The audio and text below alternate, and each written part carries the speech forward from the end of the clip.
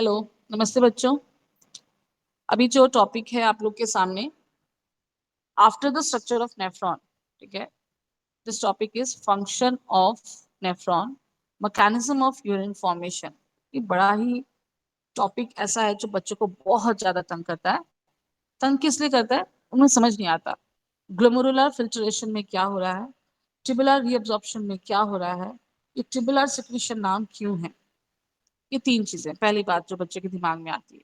दूसरी बात आती है बच्चे के दिमाग में कि ये इतना ज्यादा टफ लग रहा है। जनरली बच्चे बोलते हैं, जब हम लोग ऑफलाइन में पढ़ाते हैं तो बच्चे बोलते हैं मैम ये समझ नहीं आ रहा है। ये एक प्रॉब्लम होती है बच्चों के साथ, ठीक है।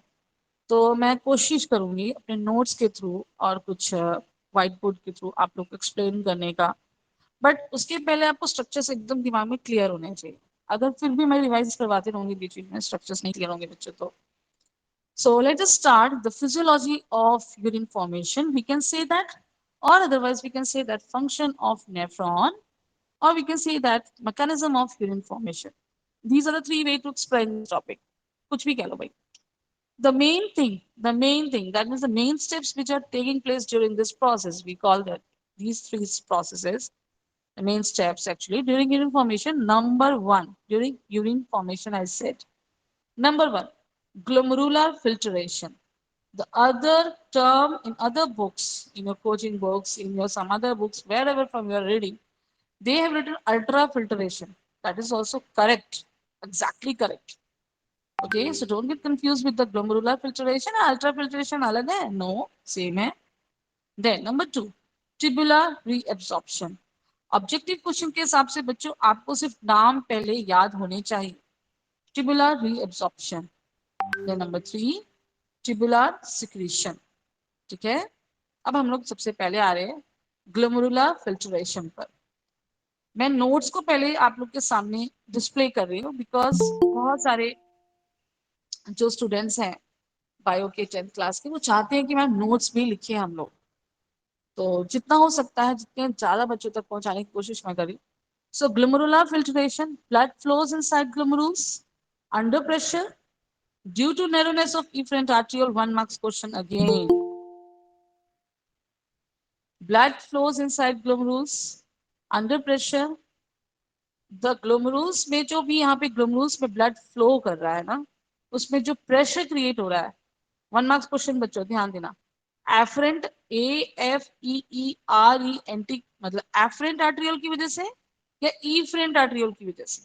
तो आंसर है ईफ्रेंट आर्ट्रियोल की वजह से। आपको मैं फिर बोल रही हूँ, कुछ बच्चे बाद में हमारे सेशन में ज्वाइन कर रहे हैं तो प्लीज माइक अभी म्यूट रखिएगा। आप लोग जो डाउट्स हैं आप लोग प्लीज अपने नोट करिएगा। As a result with the help of tiny pores, ये भी याद रखिए कहाँ पे टाइनी पोर्स हैं, कहाँ पे स्लिट पोर्स हैं। टाइनी पोर्स ग्लोमेरुल्स में है, स्लिट पोर्स बोमन्स कैप्सूल में है। नीट के क्वेश्चंस जो होते हैं मेडिकल के, वहां तक ये क्वेश्चंस आपको खींच सकता है, ये आपको हेल्प कर सकता है बच्चों। Tiny pores are present in glomerulus and slit pores, slit ऐसे स्लाइड वाला slit, slit pores in Bowman's capsule. So these are the factors which are responsible for actually glomerular filtration. So after glomerular filtration, what happened actually? क्या होगा, क्या चीजें आएंगी, कितनी चीजें आएंगी। एक बार फिर से नोट्स पे जाओ, डायग्राम पे आ रहे हैं। All small volume solutes, for example, urea, uric acid, amino acids, hormones, glucose, ions. Ions में क्या क्या? पोटेशियम, हाइड्रोजन, इस तरह के ions, vitamins, water are filtered out. इतनी सारी चीजें आ गई, इतना सब चीजों को थोड़ी एक्सक्रीट आउट होना है बच्चों। And enters the Bowman's capsule. The product is called nephric filtrate. Please याद रखोगे। Again 1 marks question. Again 1 marks question. The filtrate which formed in the that Bowman's capsule, what they are called as, we call them as nephric filtrate. ठीक है, I hope समझ में आ रहा होगा। अभी पहले इस टॉपिक को समझने के लिए थोड़ा सा हम लोग जाते हैं बच्चों डायग्राम पर। मैं जिसको फोकस करूंगी ना, आप लोग उसी पे ध्यान देना। यहाँ पे मैंने किया है, मेरा कर्सर जिधर जा रहा है, ठीक है, ये वाला हिस्सा। आप एक चीज और ध्यान देना, जब भी एरो आपका बाहर की तरफ है, ये बाहर की तरफ एरो, ठीक है, इसका मतलब क्या है, इसका मतलब है ये जो कन्वोल्यूटेड ट्यूब्यूल है ना बच्चों, इससे ये चीजें बाहर आ रही हैं, लेकिन बाहर आने से पहले ये कन्वोल्यूटेड ट्यूब्यूल में आई हैं नेफ्रिक फिल्ट्रेट के थ्रू। एक मिनट और अच्छे से एक्सप्लेन करूंगी।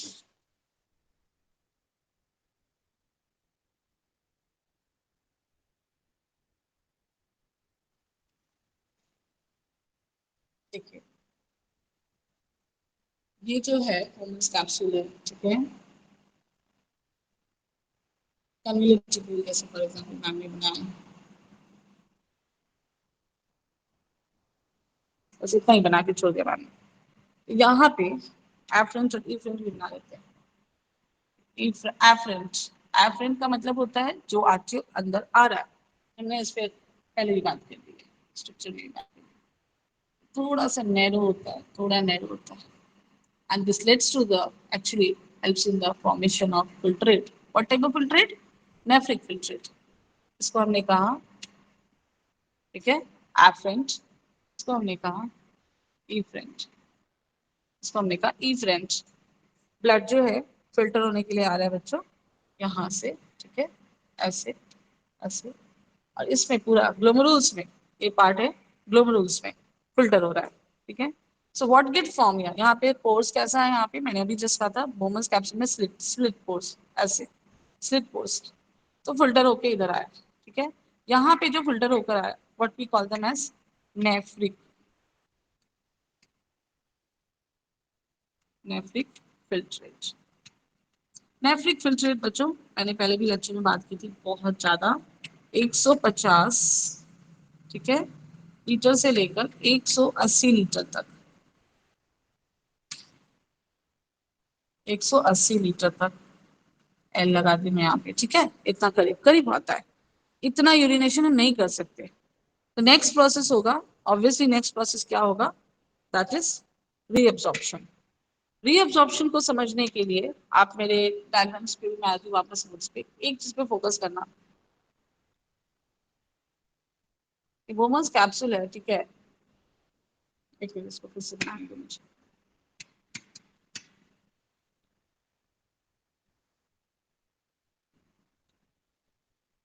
ठीक है। ये जो बोमस कैप्सूल है, बोमस कैप्सूल से जो नेफ्रिक फिल्ट्रेट फॉर्म हुआ है, ठीक है, ट्यूबुलर एब्जॉर्प्शन में, यहाँ पे हमने क्या पढ़ा, अभी जस्ट हमने पढ़ा ईफ्रेंट, ठीक है, ईफ्रेंट, ईफ्रेंट कंटिन्यू करता है बच्चों, कैसे कंटिन्यू करता है थोड़ा सा मैं बताती हूँ, रुक जाओ, इसको हम इतना बना लेते हैं, काफी पूरा नहीं बना पाएंगे, व्हाइट बोर्ड जितना है उस हिसाब से बना रही हूँ मैं, ठीक है।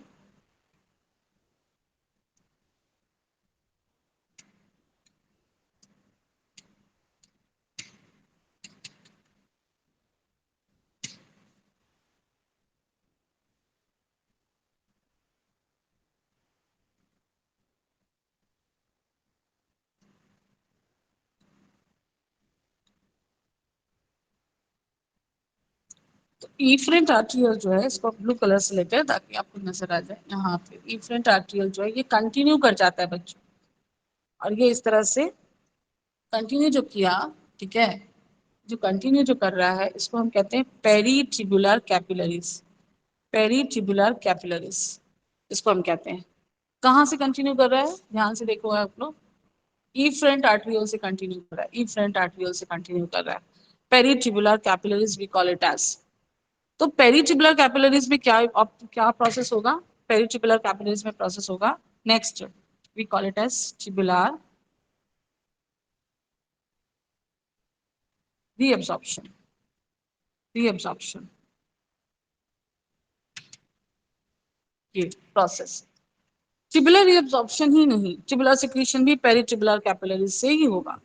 पेरीट्रिबुलर कैपिलरीज पर मैं इतना ज्यादा फोकस कर रही हूँ, तो उस पर जरा से एक बार फिर से देखो आप लोग, यहाँ पे जो स्ट्रक्चर है जो नोट्स में बनाया हुआ है मैंने, इसमें आप देख सकते हो ऊपर इफ्रेंट आर्ट्रियोल, इफ्रेंट आर्ट्रियोल को यहाँ पे पूरे डायग्राम में नहीं बनाया, इसलिए नहीं बनाया कि बहुत ज्यादा वो मेशी हो जाता है डायग्राम, ठीक है। तो आपको अगर थोड़ा भी समझ में आया होगा, अगर हेल्प हो रही होगी आपको, तो आई थिंक आप आगे कैरी ऑन कर पाओगे। यहाँ पे कर्सर है मेरा, ये इफ्रेंट आर्टरियोल से पेरिट्रिबुलर कैपिलरीज निकला, ये इधर गया पीसीटी में गया, हेनलीज लूप में भी गया, ऑब्वियसली बात है हेनलीज लूप में भी जाएगा बच्चों, इधर से भी ऐसे होते हुए ये डीसीटी से पूरा होते हुए ये फिर क्या हो जाएगा, बाहर की तरफ निकल जाएगा, बाहर की तरफ निकल जाएगा, ठीक है, पेरिट्यूबुलर कैपिलरीज। तो अब जब इस वाले हिस्से में यानी कि पीसीटी में, प्रॉक्सिमल कन्वोल्यूटेड ट्यूब्यूल में क्या क्या रीअब्जॉर्प्शन होगा, अब इस पे हमें फोकस करना है। ऑब्वियसली बात है, जो नेफ्रिक फिल्ट्रेट पे ज्यादा चीजें आ गई थी वही वापस जाएंगी। तो जो एरो बाहर की तरफ निकल रहा है बच्चों, वो कहाँ जा रहा है? It is going to the peritubular capillaries actually. यही मुझे आपको समझाने की कोशिश करी थी मैं। एरो ये बाहर आ रहा है water, that means it is going to the peritubular capillaries. NaCl बाहर आ रहा है, that means it is going to the peritubular capillaries. Urea का एरो अंदर की तरफ आ रहा है, that means it is coming from the peritubular capillaries to the Henle's loop. मैंने आपको थर्ड जो बताऊंगी ना मैं, ट्यूबुलर सिक्रीशन, तो वहां पर आपको ये चीजें क्लियर हो जाएंगी कि एंश्योर होता है, पेरिट्यूबुलर कैपिलरी से जो ब्लड जा रहा है वो एंश्योर हो लेता है कि हाँ हम सारी चीजों को एक्सक्रीट करके जा रहे हैं कि कुछ छोड़ दे रहे हैं। ये एंश्योर होने के लिए वो वापस, इसलिए एरो अंदर की तरफ का। बच्चे हमेशा कहते हैं मैम कि एरो दो साइड क्यों बना है? कुछ नहीं है, सिंपल सा लॉजिक है बच्चों। रीअब्जॉर्प्शन होगा, अगर रीअब्जॉर्प्शन, ट्यूबुलर रीअब्जॉर्प्शन, तो एरो आपका बाहर की तरफ नजर आएगा, from the nephron to the outside, that means where, to the capillaries. और जब एरो अंदर की तरफ आपको दिखाई देगा, that means from the blood capillary, that is peritubular capillary, sorry, peritubular capillary to the nephron. So that means that is, ये arrow जो है अंदर की तरफ, ये दिखाता है आपका ट्यूबुलर सिक्रीशन, लास्ट वाला। आप यहाँ देखो, यहाँ पे सोडियम बाहर जा रहा है, अमोनियम अंदर आ रहा है, पोटेशियम अंदर आ रहा है, हाइड्रोजन आयन अंदर आ रहा है, ठीक है। अभी आई थिंक आप लोग को क्लियर हो रहा होगा। वाटर बाहर जा रहा है, पेरिट्यूबुलर कैपिलरीज, ठीक है, ओके, यहाँ तक भी, यहाँ तक भी। अच्छा, एक चीज और यहाँ पे मैंने दिया है, डायग्राम में ध्यान देना, इतना पोर्शन जो है, वुमेन्स कैप्सूल, पीसीटी, डीसीटी, और ये वाला हिस्सा थोड़ा सा कलेक्टिंग डक्ट वाला, ये कॉर्टेक्स पार्ट में प्रेजेंट होता है बच्चों। और उसके बाद हेनलीज लूप वाला हिस्सा जो है, हेनलीज लूप, और यहाँ पे कलेक्टिंग डक्ट का बाकी हिस्सा, ये मेडुला पार्ट में प्रेजेंट होता है। We call it as renal cortex, we call it as renal medulla. इतना डायग्राम में कोशिश किया मैंने आप लोग को समझाने का। एक बार आप नोट्स पर आओ, आपको एकदम क्लियर हो जाएगा। हाँ, सिलेक्टिव रीअब्जॉर्प्शन क्या होता है? Nephric filtrate is also called primary urine, ये भी बहुत अच्छा क्वेश्चन आता है। प्राइमरी यूरिन क्या है? क्या वही प्राइमरी यूरिन है जो हम एक्सक्रीट करते हैं, जो हम यूरिनेट करते हैं? नो, प्राइमरी यूरिन मतलब कि नेफ्रिक फिल्ट्रेट है, जो कि बोमस कैप्सूल में फॉर्म होता है। क्या प्राइमरी यूरिन की कंटेंट जो है, जो उसका मतलब अमाउंट है, क्या वो उतना ही होता है जितना हम लोग यूरिनेशन करते हैं? नो, ज्यादा होता है, 150 लीटर तक होता है, ठीक है। इसको क्वेश्चन से 1 1 मार्क्स के।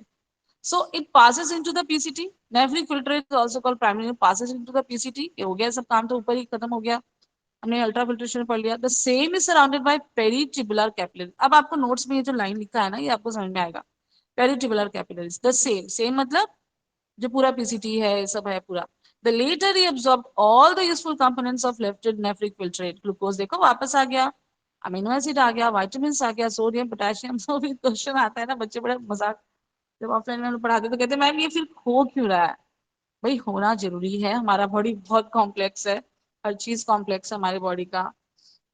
क्योंकि वाटर जब फिल्टर होता है ना बच्चे, नेफ्रिक फिल्टर, तो उसके साथ ये चीजें आ जाती हैं। अब इनको वापस जाना है, इतना हम लोग यूरिनेट नहीं कर सकते। ग्लूकोज अगर यूरिनेट कर देंगे तो हम कहेंगे बेटा डायबिटीज हो गया, डायबिटीज हो गया, सब सिग्नल है ना। अमीनो एसिड्स, प्रोटीन हमें जरूरत है, we can't excrete it out. तो आपको क्वेश्चन दिमाग में क्या रखना है ना, कि what are the things which has to be reabsorbed. Tubular reabsorption में क्या रीअब्सॉर्ब्ड हो रहा है, ये ध्यान रखो बच्चों। Glucose, amino acids, vitamin, sodium, potassium, calcium, chloride ions, bicarbonates and water. Water कितना? 75% गया। यहीं पे तो कितना सारा काम हो गया हमारे। किडनी बहुत इंपॉर्टेंट ऑर्गन है भाई, स्वस्थ रखा करो अपने किडनी को आप लोग, हेल्दी कैसे? अपने बहुत सारा वाटर वाटर पीना चाहिए आपको, पानी पीना चाहिए सुबह उठ के, ही वो जो भी आपके पेरेंट्स बोलते हैं माना करो बात को। खैर, tubular secretion is the last process which is taking place, no doubt the most of the process is taking place in DCT। एक और बहुत अच्छा क्वेश्चन बना यहाँ पे, ट्यूबुलर रीअब्जॉर्प्शन कहाँ ज्यादा होता है? पीसीटी में। ट्यूबुलर सिक्रीशन कहाँ ज्यादा होता है? डीसीटी में, which is also surrounded by peritubular, ये भी सराउंडेड है, ठीक है, बहुत अच्छी बात है। So tubular secretion is active secretion of waste product. ये एक इंपॉर्टेंट लाइन यहाँ पे आगे देखो, tubular secretion is active secretion. Active means utilization of energy energy energy, that means ATP के खर्च हो रहा है यहाँ पे. Active secretion of waste product by the blood capillaries into the urinary tubule. It ensures removal of all the waste product from blood. It is urea, uric acid, भाई creatinine नहीं आना चाहिए, लेवल नहीं बढ़ना चाहिए creatinine का. हम कहते हैं creatinine का लेवल बढ़िया मतलब हमें किडनी में कोई प्रॉब्लम है. ये एक बहुत अच्छा सिम्टम है जो हम लोग ब्लड टेस्ट के थ्रू देखते हैं बच्चों. एक्स्ट्रा सॉल्ट नहीं आना चाहिए, नहीं तो फिर सॉल्ट की कमी हो जाएगी हमारे बॉडी में. इलेक्ट्रोलाइट्स हमें ऊपर से लेना पड़ेगा. सोडियम बहुत ज्यादा निकल जाएगा. सोडियम भी हमारे लिए बहुत जरूरी है, इलेक्ट्रोलाइट है, ये बहुत इंपॉर्टेंट इलेक्ट्रोलाइट है बॉडी को हेल्दी रखने के लिए. हाइड्रोजन आयन, हिप्रोइक एसिड, ये भी नहीं रिलीज होना चाहिए. ये सब चीजों को, sorry sorry sorry, product from the, इन चीजों को रिमूवल ऑफ, हाँ सॉरी, रिलीज होना चाहिए. यूरिया, यूरिक एसिड, केटरीन, एक्स्ट्रा सॉल्ट, सोडियम. ठीक है, हाँ ठीक है, removal of all the waste product, हाँ ठीक. ये सारी चीजें जा रही हैं, मतलब एग्जैक्टली अमाउंट में जा रही हैं कि नहीं जा रही है, ज्यादा तो नहीं निकल रहा है, मतलब ये एंश्योर होता है. कौन सा प्रोसेस एंश्योर होता है बच्चों? Tubular secretion. ठीक है, कहाँ पर होता है बच्चों? डीसीटी में. ठीक है. It maintains a proper concentration and pH of the urine. PH बहुत इंपॉर्टेंट है. पीएच का फुल फॉर्म हम लोग बोलते हैं हाइड्रोजन आयन कंसंट्रेशन, हम लोग बोलते हैं. ठीक है. हाइड्रोजन आयन कंसंट्रेशन अगर एल्कलाइन, कभी आपने फील किया होगा यूरिनेशन के वक्त, बहुत नॉर्मल है, मेडिकल के व्यू पॉइंट ऑफ व्यू से आप लोग सोचिएगा हर चीज को. तो यूरिनेशन के वक्त अगर एल्कलिनिटी ज्यादा है तो ठीक है, एसिडिटी ज्यादा है, हमें फील हो जाता है, तो बहुत ज्यादा जलन होता है उस वक्त, तो we use to take lots and lots of water during that. हमें बहुत अच्छा. नहीं तो एक सिंपल सा लॉजिक है भाई, मार्केट जाओ, आपको एक अल्का सिट्रॉन करके वो एक देते हैं सिरप, वो आप पी लो, उससे भी आपका एल्कलिनिटी मेंटेन हो जाएगा. तो हमें उस तक क्यों पहुंचना है, उस मेडिसिन तक क्यों पहुंचना है? हम उसको बहुत सारा पानी पी के अपना अल्कलाइन लेवल जो है, यानी कि पीएच लेवल जो है, हाइड्रोजन आयन कंसेंट्रेशन लेवल जो है यूरिन का, वो हम मेंटेन कर सकते हैं. ठीक है. अच्छा, यहाँ पर एक क्वेश्चन और है 1 मार्क्स का. Urine is light yellow in colour, तो क्या है भाई? बहुत बार बेटा ये क्वेश्चन, इतना बार बच्चों से पूछा गया है ना, इस क्वेश्चन से हम लोग बोर हो चुके हैं. मे बी अब कहोगे कि मैडम एनसीईआरटी में तो कहीं नहीं है, बट टीचर्स का काम है वो एक्सप्लेन करें आपको कि लाइट येलो कलर का यूरिन क्यों होता है. That is because of the pigment we call it as urochrome. Either the option is given as urochrome, then okay, urobilin, आप किसी में भी दोनों में से कोई एक होगा, आप टिक करके आइएगा. ओके. डायलिसिस पे नहीं बात अभी करेंगे, हम लोग फिजियोलॉजी पे ही बात कर रहे थे. ठीक है. I think glomerular filtration, tubular tubular secretion. देखो एक बार सुन लो, एक्टिव प्रोसेस का मतलब क्या है, एक बार ध्यान से सुनो. When anything which is coming again from the peritubular capillaries to the DCT, for example, वापस आ रहा है, तो against the osmotic concentration आएगा, याद रखना, osmotic concentration, against the osmotic concentration. Sodium, sorry, this is ammonium coming back, potassium coming back, hydrogen ion coming back. From where? It is coming back from peritubular capillaries. So osmotic concentration का difference होगा, lower to higher हो रहा है. osmotic concentration हम जानते हैं कि भाई higher to lower osmosis आराम से हो सकता है, कोई प्रॉब्लम नहीं. It occurs. लेकिन जब ऑस्मोटिक कंसंट्रेशन के अगेंस्ट हो रहा है कोई काम, तो हम we call it as active transport. आप लोगों को क्लास 9th में ही पढ़ाया गया है, अभी आप 10th में आ चुके हो. प्लाज्मा मेम्ब्रेन में passive transport, active transport through the semi permeable membrane. थोड़ा सा रिवाइज करने की कोशिश करोगे, रिकॉल करने की कोशिश करोगे, तो यू विल एबल टू. खैर फिर से मैं एक बार बोल देती हूँ. Ammonium, potassium, hydrogen ion which is coming back to the city against the concentration gradient, obviously it has to spend energy, it has to, मतलब जिसको हम कहते हैं खर्च करना होता है एनर्जी का. So this process we call it as active transport. So that's why that point is given in my notes. Okay, I hope आपको समझ में आया हो. इसका नहीं समझ में आएगा, मेरा नंबर रहता है बच्चों के पास, आप लोग मुझे मैसेज कर सकते हो. मैं टेलीग्राम पे भी हूँ, वहां भी मुझे मैसेज कर सकते हो. व्हाट्सएप पे नंबर भी है सबके पास, कर सकते हो. ठीक है. Going to stop my lecture today. That is physiology of information.